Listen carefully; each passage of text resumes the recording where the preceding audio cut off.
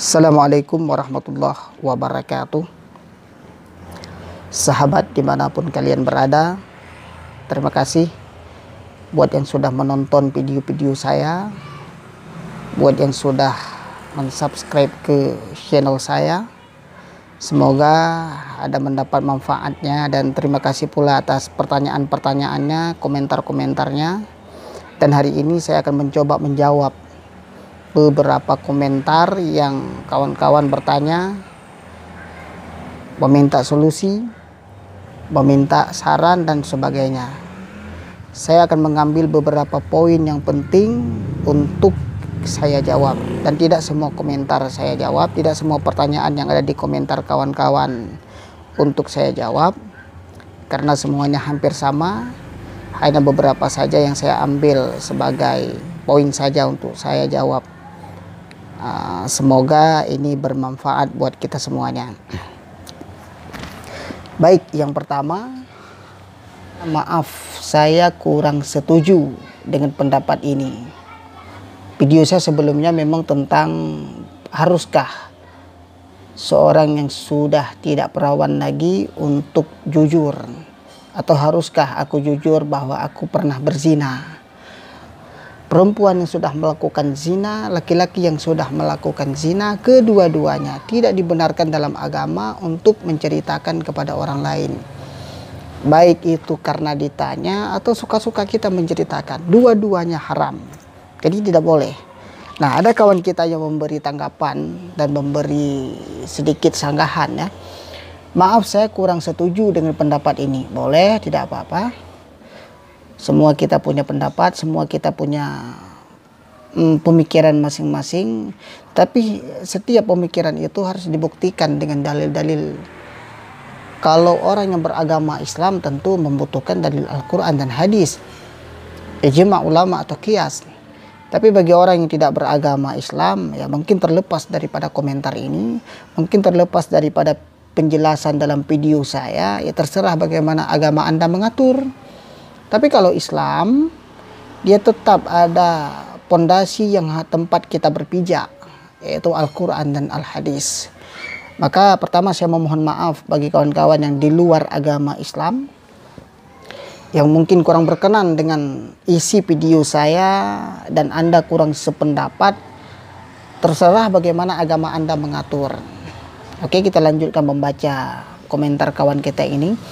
Karena sah-sah saja seorang laki-laki berkeinginan atau mensyaratkan mendapatkan istri seorang wanita yang perawan. Apa itu salah? Oh tidak, tentu. Semua orang mengharapkan yang terbaik. Semua orang mengharapkan, kalau laki-laki mengharapkan istrinya perawan, dan si wanita mengharapkan si laki-laki ini perjaka. Dan jika bertanya, maka dia layak untuk mendapat jawaban yang jujur. Kawan-kawan sekalian, dalam agama Islam, syarat untuk melakukan sebuah perkawinan bukan harus perawan dan bukan harus perjaka. Begitu juga syarat untuk bertobat dari zina tidak harus mengumbarkan kepada orang yang lain. Maka seorang laki-laki yang mensyaratkan istrinya harus perawan, ini tandanya si laki-laki tersebut sudah tidak perjaka. Kenapa saya mengatakan demikian?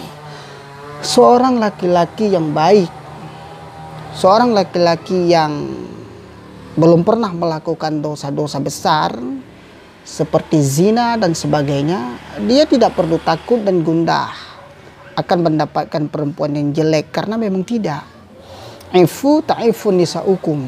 Seorang laki-laki yang menjaga kehormatannya, maka dia akan mendapatkan pasangan yang juga menjaga kehormatannya. Maka seorang laki-laki yang baik, dia tidak perlu mensyaratkan istrinya mesti perawan. Kenapa? Karena memang dia akan mendapatkan yang perawan.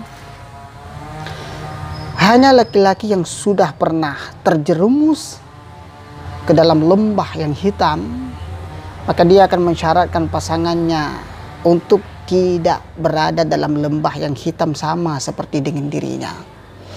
Dalam Al-Quran disebutkan, Az-zani la yankihu illa zaniyatan wa zaniyatu la yankihuha illa zanin. Seorang laki-laki yang sudah pernah berzina, maka dia akan mendapatkan istrinya yang juga sudah pernah berzina. Seorang perempuan yang sudah pernah berzina, maka dia akan mendapatkan laki-laki sebagai suaminya juga yang sudah pernah berzina. Maka orang yang melakukan zina, walaupun dia mensyaratkan istrinya mesti perawan, tetap dia akan mendapatkan si penzina. Karena memang ini janji Al-Quran. Itu sebabnya seorang laki-laki yang bersih, seorang laki-laki yang suci daripada dosa zina, tidak perlu takut untuk mensyaratkan seorang istrinya harus perawan. Karena pada hakikatnya laki-laki yang baik tetap diberikan kepada wanita yang baik. Wanita yang baik tetap diberikan kepada laki-laki yang baik. Kalaupun ada seorang laki-laki yang mengatakan seburuk-buruknya laki-laki, dia akan tetap mencari wanita yang baik untuk dijadikan istrinya. Bukankah bahasa seperti itu juga diucapkan oleh perempuan? Seburuk-buruknya perempuan, dia tetap akan menanti laki-laki yang baik dijadikan sebagai imam dalam kehidupannya. Karena laki-laki yang buruk belum tentu si wanita yang baik mau dengan laki-laki yang buruk. Maka tanggapan saya untuk kawan kita yang memberi komentar ini, ketika seorang laki-laki ingin menikah, maka tidak perlu syarat harus perawan. Karena syarat nikah, wali, saksi, mahar, dan mempelai pria dan wanita.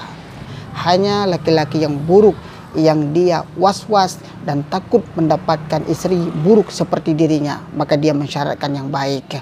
Oke, terima kasih. Kita lanjut yang kedua. Ada kawan kita yang memberi sebuah komentar, terkadang saya bingung pendapat para ustadz. Ya mungkin banyak ustadz yang berbeda pendapat. Tapi pada hakikatnya ustadz itu tidak berbeda pendapat tentang hal persoalan zina ini. Semua mengatakan sama karena sumbernya kita sama, bahwa tidak boleh menceritakan aib zina kepada orang yang lain.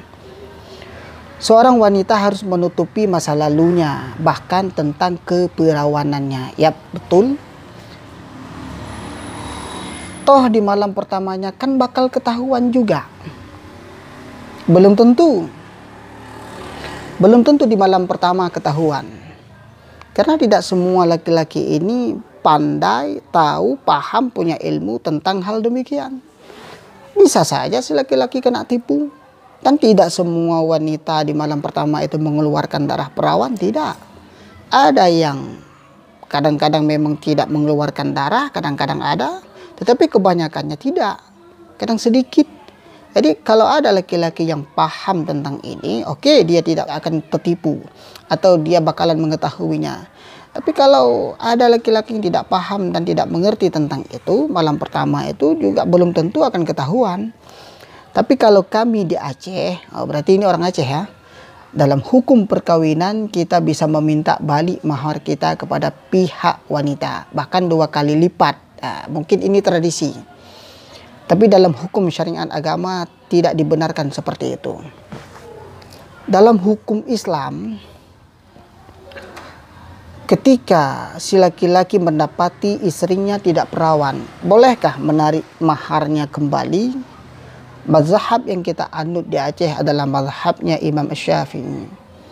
Dalam mazhab beliau dikatakan, lau nakaha imra'ata, jikalau seorang laki-laki menikahi perempuan, lam ya'lam anna hazanat, si laki-laki tersebut tidak tahu bahwa perempuan ini telah berzina. Intinya istrinya ini tidak perawan. Kapan baru dia tahu? Kapan si laki-laki ini baru paham istrinya sudah pernah berzina? Fa'alima qabla dukhuliha, dia baru tahu sesudah melangsungkan akad nikah dan sebelum menyetubuhi istrinya. Annaha zanat, dia baru tahu bahwa istrinya sudah pernah berzina. Apa konsekuensinya yang harus ditanggung oleh seorang laki-laki? Lam yakul lahu akhdhu sadaqihi, laki-laki tersebut tidak boleh mengambil maharnya kembali. Bayangkan, ini aturan agama, ini aturan yang kita anut dalam mazhab Imam Syafi'i.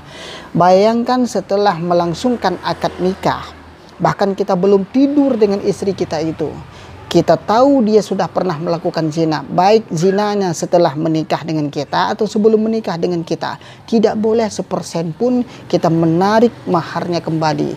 Bayangkan apalagi 2 kali lipat.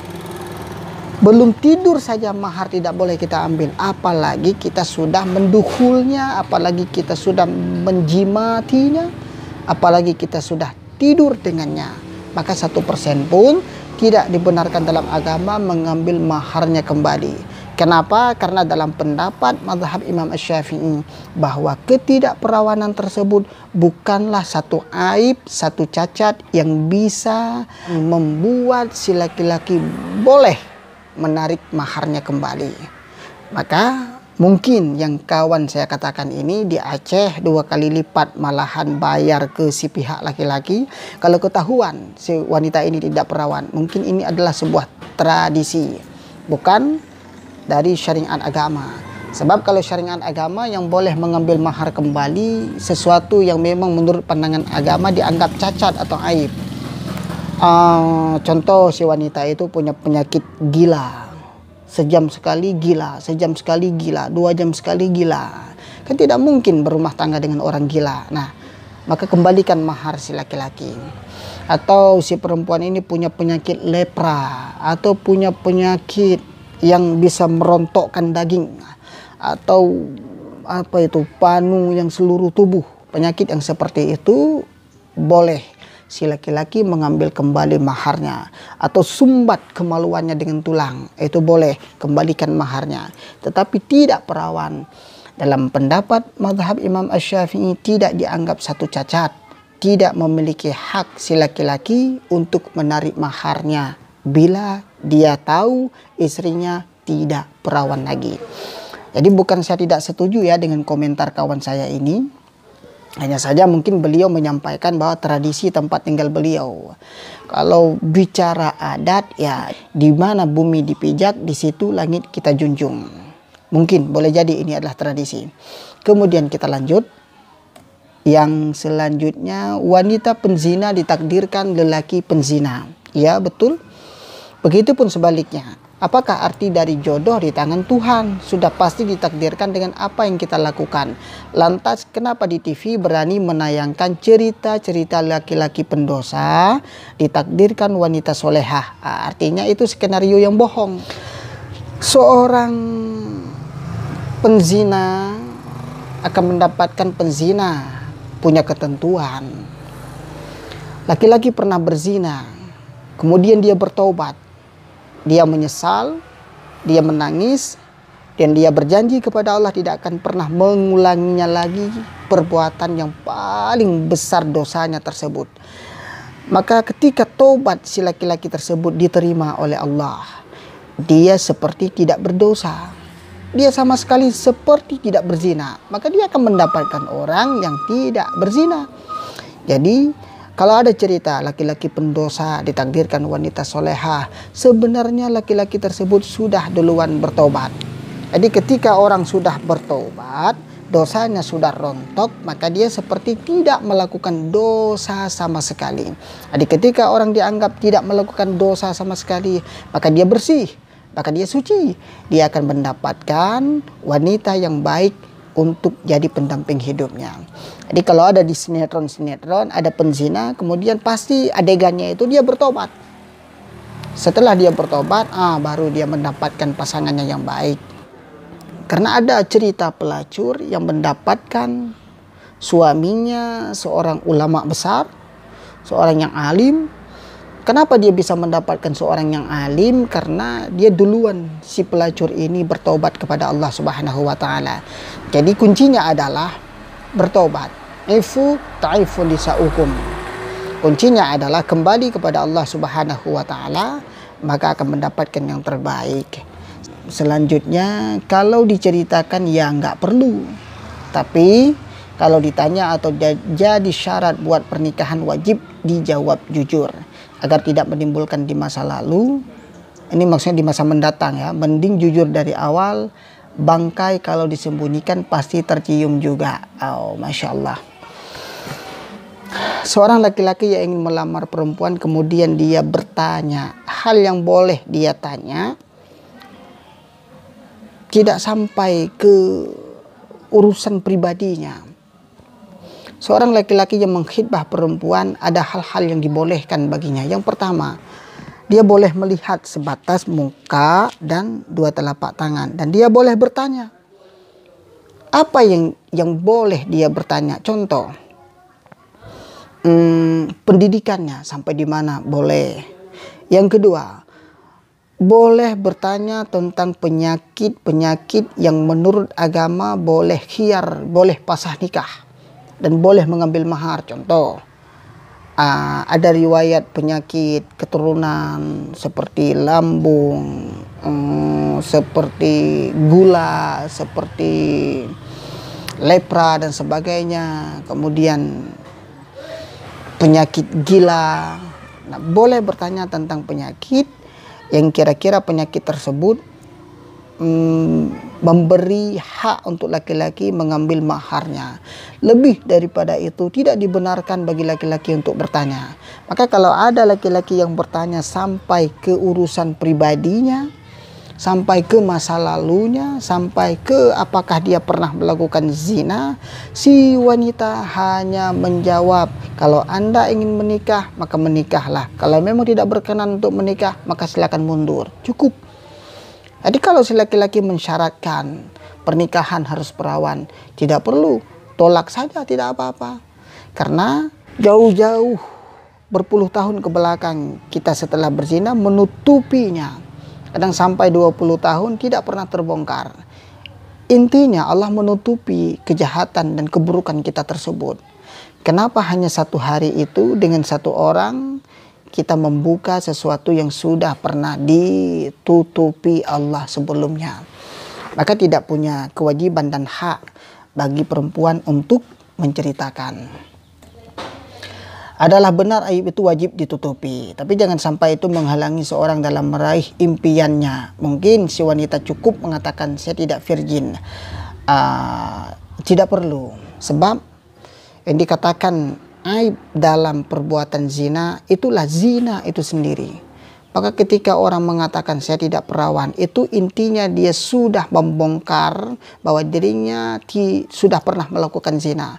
Maka dalam hukum Islam, seseorang yang sudah dipahami dan diketahui orang lain bahwa dirinya telah berzina, maka ada hukum kepadanya.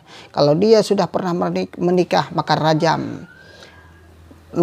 Kuburkan dia di persimpangan jalan sampai dengan dada, kemudian lempar dia dengan batu sampai mati. Tapi kalau dia masih gadis kemudian melakukan zina, maka cambuk dia sampai 100 kali cambuk. Itu makanya dalam agama diharamkan mengatakan, membongkar aibnya sendiri. Ketika orang mengaku saya tidak perawan, artinya dia sudah pernah berzina. Kemudian kita lanjut. Mau bertanya mohon dijawabnya. Seandainya si wanita sudah bertobat sesungguhnya dan mencoba untuk memperbaiki diri lebih baik lagi, dan dia memang tidak ingin membuka aibnya tersebut pada calon suaminya, tetapi ada suatu keadaan yang mewajibkan si calon istri untuk menjalani tes virgin karena faktor pekerjaan calon suaminya, apa yang harus dilakukannya? Kalau tidak dikatakan bakal ketahuan saat pemeriksaan, dan lebih parah lagi pasti pernikahan batal seandainya laki-laki tidak terima, dan bakal jadi pertanyaan semua keluarga. Dan apabila diberitahu sebelumnya, maka aib akan terbuka dan itu akan membekas di hati wanita karena malu yang luar biasa, mengakibatkan trauma yang dalam. Mohon dibantu Mas, apa yang harus dilakukan? Contoh seperti istri tentara, istri polisi, ingin menjadi istri tentara dan istri polisi, yang saya tahu memang dites apakah masih perawan, melakukan tes keperawanan lah. Kalau menurut saya pribadi, ada bagusnya tolak dari pertama laki-laki tersebut, dan Anda tidak perlu menceritakannya. Tolak dari pertama laki-laki tersebut kalau memang kedepannya hanya membawa kepada mudarat yang lebih besar. Katakan memang sudah sangat cinta, masih ada banyak laki-laki yang pantas untuk dicintai, yang akan mencintai lebih daripada itu. Ketimbang nanti hanya menghinakan diri kita sendiri, maka lebih baik tolak laki-laki tersebut sebelum berlanjut ke pernikahan. Tidak terima dari pertama, Alasan ya sampaikan dengan alasan-alasan yang logis, yang masuk akal. Sampaikan alasan-alasan yang bisa diterima oleh si laki-laki dan oleh si pihak keluarga laki-laki. Kalau memang bisa, kalaupun memang tidak bisa, mungkin sudah berlanjut lama antara pihak orang tua laki-laki dengan pihak orang tua perempuan sudah menjalin hubungan dekat, maka hal yang bisa lakukan adalah sampaikan hal tersebut kepada orang tua si wanita. Jangan sampaikan kepada si laki-laki. Nanti pihak orang tua wanita inilah yang akan menyampaikan kepada pihak orang tua si laki-laki. Mereka lah yang akan mengambil jalan keluarnya. Insya Allah berkah. Insya Allah ada jalan keluarnya. Kemudian, bagaimana jika laki-laki sudah menipu perempuan bahwasanya dia sudah tidak berjaga lagi? Wanita yang baik tidak akan pernah kena tipu. Itu saja. Wanita yang baik dia akan tetap pendapat laki-laki yang baik dan tidak akan pernah kena tipu.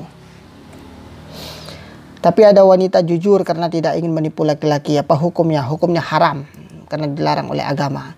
Dan mana dalilnya bahwa jika wanita memberitahu calon pasangan bahwa tidak perawan sama saja dengan berzina? Maaf, bukan sama dengan berzina, hanya haram mengakui, membongkar aib zinanya tersebut. Dalilnya adalah man asaba min hadhil kadurat syai'an falyastatir bisitrillah. Ini hadis Rasulullah sallallahu alaihi wasallam. Seseorang yang sudah ditimpa musibah besar yaitu zina, disebut di situ kadurat, itu artinya zina. Falyastatir bisitrillah, maka tutuplah dengan tutupan Allah Subhanahu wa taala. Apa maksudnya tutupan Allah? Taubat. Tutuplah dengan bertaubat. Ketika antum, ketika saudara, ketika kawan bertaubat kepada Allah Subhanahu wa taala, maka berjanjilah mulai saat itu jangan pernah ulangi lagi dan jangan ceritakan kepada siapapun. Itu janji. Janji jangan pernah ceritakan kepada siapapun. Ketika Anda ceritakan, ketika Anda mengakui, ketika Anda mengatakan dengan alasan ingin jujur, maka Anda sudah melakukan kesalahan. Anda sudah melakukan sesuatu yang diharam dalam agama. Jadi tidak boleh ceritakan. Kalau cowok yang benar di saat dia mengatakan saya terima nikahnya, ya berarti udah nerima segalanya yang ada pada dirinya. Kenapa mesti protes?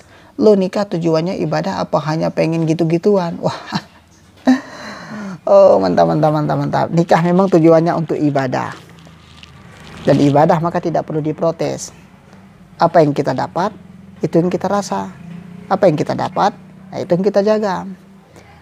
Seseorang yang memang baik, tentu akan mendapatkan yang baik, tidak perlu protes, memang baik. Tapi sesuatu yang buruk, orang yang sudah melakukan yang buruk, ya pasti dia akan mendapatkan yang buruk. Tidak perlu protes, karena memang seperti itu ketentuannya. Al-khabisatu lil-khabisina. Al-khabisuna lil-khabisati, at-tayyibatu lit-tayyibina. Yang buruk untuk yang buruk, yang baik untuk yang baik. Ini ketentuan Allah dalam Al-Qur'anul Karim.